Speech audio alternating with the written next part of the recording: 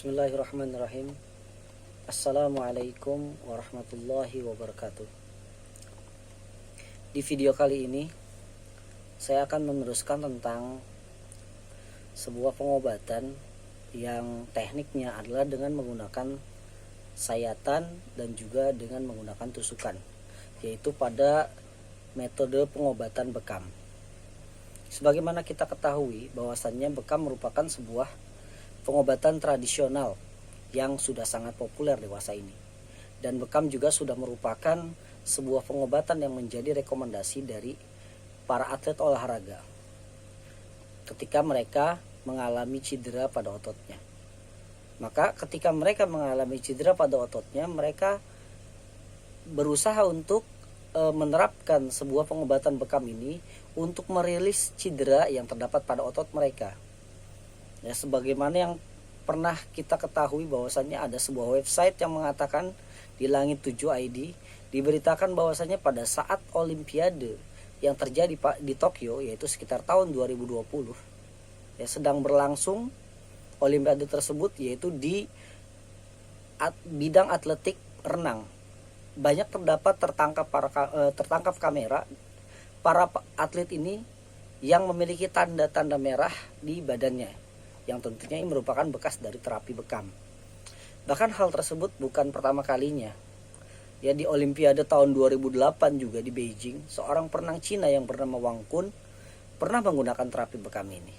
Bahkan di Rio de Janeiro tahun 2016 pernah juga salah seorang perenang yang dari Amerika melakukan terapi bekam ini. Jadi sebenarnya apa sih bekam itu? Bekam adalah sebuah teknik pengobatan tradisional, yaitu dengan cara menelungkupkan gelas pada permukaan kulit dengan cara memasukkan api ke dalam gelas tersebut, kemudian ditelungkupkan agar tercipta yang namanya penghisapan pada kulit seiring dengan matinya api tersebut. Atau bekam juga bisa dilakukan dengan alat khusus yang terdiri dari gelas penghisap dan alat pompa penghisapnya yang diaplikasikan pada permukaan kulit.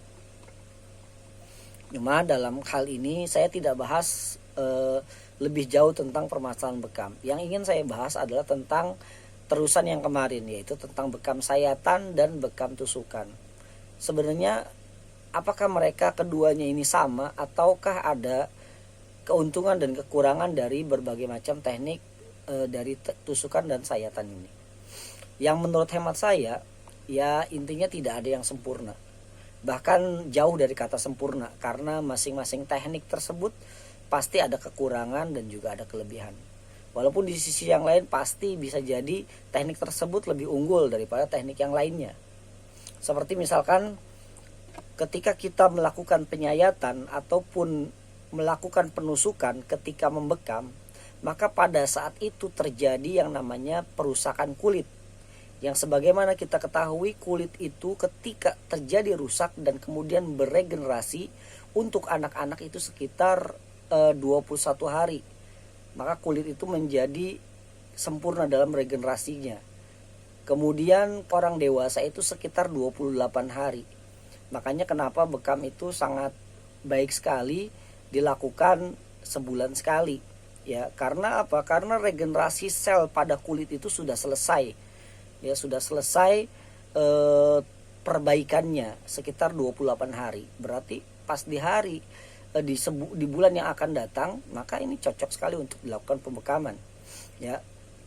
Nah, kembali lagi, ketika kita membekam kemudian terjadi perusakan kulit, maka tubuh kita akan mengeluarkan beberapa zat, seperti misalkan zat serotonin, yang mana zat serotonin ini bisa untuk mengendalikan mood dan membuat kita menjadi lebih bahagia.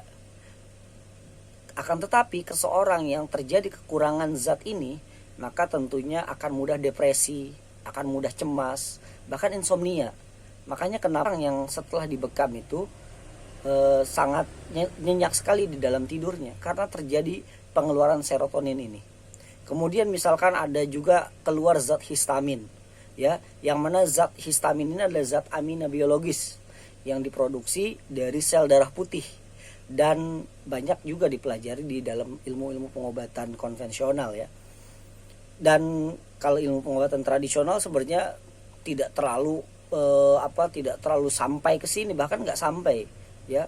Ilmu pengobatan tradisional ini hanya ada pada ilmu pengobatan kedokteran konvensional ya, yang mana terus kemudian mereka melakukan penelitian pada bekam. Ternyata ketika dibekam, nah, banyak mengeluarkan histamin, yang mana histamin ini adalah reaksi alergi tubuh. Maka ketika tubuh melepaskan histamin, nah, akan ada reaksi tubuh. Nah, ketika histamin ini mengikat pembuluh darah, misalkan contohnya ya, yang diikat adalah pembuluh darah, maka akan mengakibatkan gatal ya, gejala gatal-gatal pada kulit ya, atau pelebaran pembuluh darah ya. Makanya pas ada orang ketika dibekam itu gatal-gatal, ada orang ketika dibekam ya tentunya pelebaran pembuluh darah terjadi di situ sehingga darah menjadi lancar ya, atau ada tekanan darah rendah ya. Makanya ketika ada orang yang memiliki tekanan darah rendah, maka bisa jadi ketika dibekam maka akan terjadi tekanan darah rendah yang menjadi lebih kurang lagi ya. Maka kemudian ada peningkatan denyut jantung ya. Makanya kenapa orang-orang yang berpenyakit jantung juga ada beberapa praktisi mengatakan tidak boleh dilakukan pembekaman, terutama pada bagian belakangnya. Atau terjadi yang namanya nyeri ya, ketika dibekam ada reaksi nyeri ya setelah dibekam, yaitu bekas bekamannya. Sekarang gimana perbedaan dalam sayatan dan tusukan? Ya, telah disebutkan bahwasannya yang menjadi teknik dari melakukan hijamah, yaitu yang dilakukan pada zaman Rasulullah SAW, sesuai dengan hadis yang disebutkan, yaitu dengan syartatu mihjamin atau syartatu mahjamin ya. Semuanya sudah kita lalui di video sebelumnya. Maka kita katakan bahwasannya sayatan ini memiliki beberapa keunggulan. Di antaranya yang pertama, metode ini dicontohkan oleh Rasulullah SAW ya, sebagaimana dalam hadisnya ya. Kemudian berdasarkan fakta medis bahwasannya luka sayatan ini menimbulkan luka yang di pinggirnya tajam tapi merata, yang dengan kedalaman yang tidak melebihi dari jaringan epidermis kulit kalau dia menyayatnya dengan benar ya, tidak terlalu dalam.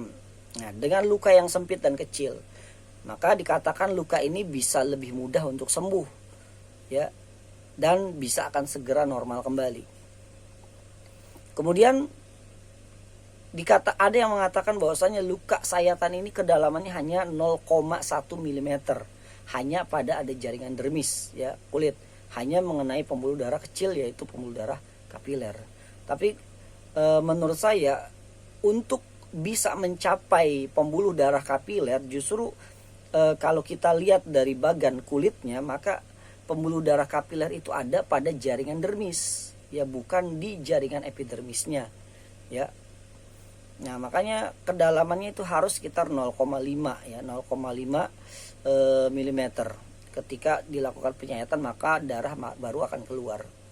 Ya, sementara di sisi lain pembekaman dengan menggunakan teknik tusukan ya, dengan benda tajam, jarum, lancet ya, maka dianggap, ada juga yang mengatakan bahwasanya ada beberapa efek yang bisa berpengaruh ya. Seperti misalkan ketika kita melakukan pembekaman, jarum yang dipakai ini lebih rentan patah, yang apabila patahannya ini masuk di dalam kulit dan kemudian kecil jarumnya, maka hal ini akan sulit ya, dan ini butuh melakukan yang namanya operasi untuk mengambil patahan tersebut. Walaupun sepanjang pengalaman saya semenjak tahun 2007 ya, semenjak tahun 2007 itu belum pernah terjadi yang namanya jarum bekam itu patah terus kemudian masuk ke dalam kulit ya, karena jarumnya tebal ya, agak tebal dan tidak mudah untuk patah. Mungkin kalau jarum akupuntur ya yang tipis tapi dia lentur ya bisa kemungkinan, cuman karena dia lentur juga kadang juga sulit ya untuk patah, paling bengkok ya kalau untuk jarum akupuntur. Yang kedua, luka tusukan lebih kecil ukurannya dibanding luka yang ada pada kulit ya, yang ada pada kedalaman kulit. Jika melihat dari sisi bentuk jarum yang lancip di ujungnya dan melebar pada permukaan badannya, maka penusukan ini harusnya dia tidak boleh di ujungnya saja, ini tidak bisa sampai mengeluarkan darah. Jadi intinya harus dalam juga ya, karena dia posturnya itu lebih lebih lebar di tengah ya, di badannya, sementara di kepalanya itu lancip. Kemudian luka tusuk menyebabkan tusukan luka yang lebih dalam dan dibandingkan dengan sayatan. Ya, ini kalau misalkan sayatannya, sekali lagi kalau disayat dengan sayatan yang baik, bahkan hampir menusuk jaringan dermis, bahkan subkutan pada kulit, ya, karena terlalu dalam, ya. Tapi justru faktanya kalau menurut saya ini jaringan kulit terluar, yaitu jaringan epidermis, ini paling tipis, yang paling tipisnya yang ada pada kelopak mata itu hanya sekitar 0,5 mm. Sementara di tubuh kita pasti akan lebih tebal sedikit. Sementara jarum bekam itu sekitar 0,5 mm atau sampai 0,6 atau 0,7 mm. Dan yang paling tebalnya adalah telapak tangan kita dan telapak kaki kita, sekitar 1,5 mm kedalamannya. Ya. Sementara kalau kita mengukur dari luar sampai ke jaringan dermis, yaitu yang paling tipisnya di kelopak mata itu sekitar 0,6 mm. Dan yang paling tebalnya di telapak tangan dan telapak kaki kita itu sekitar 3 mm. Nah, berarti apa? Berarti ada kemungkinan ini juga tidak terlalu dalam. Makanya saya katakan apakah bekam itu harus tusukan ataukah sayatan, mana yang lebih bagus? Ya saya bilang relatif. Jadi mau bekam tusukan mau sayatan ya silahkan saja. Ya, justru kalau untuk pemula sebaiknya menurut saya adalah tusukan, jangan sayatan. Karena kalau sayatan khawatir dia belum terbiasa sehingga akhirnya terjadi penyayatan yang sangat dalam. Ya, sehingga terjadi perobekan yang dalam juga, yang terjadi scars, ya. Nah, ada yang tusukan yang berganda. Kalau misalkan di dalam teknik tusukan, ya ada kemungkinan tusukan itu berganda, ya. Kalau kita menusuknya secara serampangan, jadi ada kemungkinan penusukan yang beberapa kali pada lubang yang sama.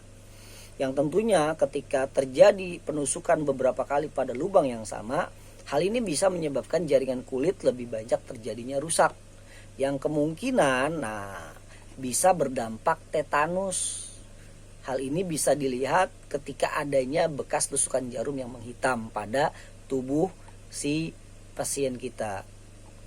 Ya, intinya terlepas dari perdebatan yang ada, apakah harus sayatan ataukah teknik tusukan dalam membekam, maka menurut saya adalah bijaksana apabila kita semua ini mengembalikan teknik ini kepada kebiasaan dari cara yang dibekam dan yang membekam. Ya, akan tetapi ya tadi sudah disebutkan sayatan pastinya lebih baik. Ya, kenapa? Karena itu dianjurkan oleh Rasulullah SAW, ya, yang disebutkan di dalam hadisnya sayatan. Ya. Nah, berdasarkan apa yang diamati dari berbagai penelitian yang ada sepanjang pengalaman, ya, metode sayatan juga tidak dikatakan sebagai satu-satunya teknik pengobatan, teknik pelukaan yang paling baik, ya. Karena menurut pengalaman saya, kalau misalkan di wajah, maka ini tidak bisa, ya, karena nanti akan menimbulkan tanda pada wajah, kemudian wajah menjadi cacat, ya, wajah menjadi cacat. Maka itu kita kalau mau menyayat jangan di daerah wajah. Kalau di daerah wajah sebaiknya dengan menggunakan tusukan saja. Kemudian ya, kalau misalkan ada orang diabetes, maka sebaiknya jangan dengan sayatan tapi dengan tusukan. Bahkan disebutkan oleh seorang penulis kitab bekam, ya, Syihab Badri, mengatakan bahwasanya bekam sayatan ini tidak dianjurkan buat anak-anak, ya, yang menderita dehidrasi atau kekurangan cairan. Ya, mungkin itu saja yang berkaitan tentang bekam sayatan atau tusukan. Ya, kalau saya kembalikan kepada masing-masing, ya, terapisnya atau yang dibekamnya. Ya, intinya kalau nyaman menurut antum dengan tusukan atau nyaman menurut antum dengan sayatan, silahkan gunakan. Intinya adalah bagaimana kita bisa berbekam dan mengeluarkan darah kotor ya, yang bisa membuat tubuh kita menjadi berat dan menyebabkan penyakit-penyakit yang lainnya. Sekian, mudah-mudahan bermanfaat. Kalau bermanfaat, jangan lupa di subscribe dan likes. Saya ucapkan assalamualaikum warahmatullahi wabarakatuh.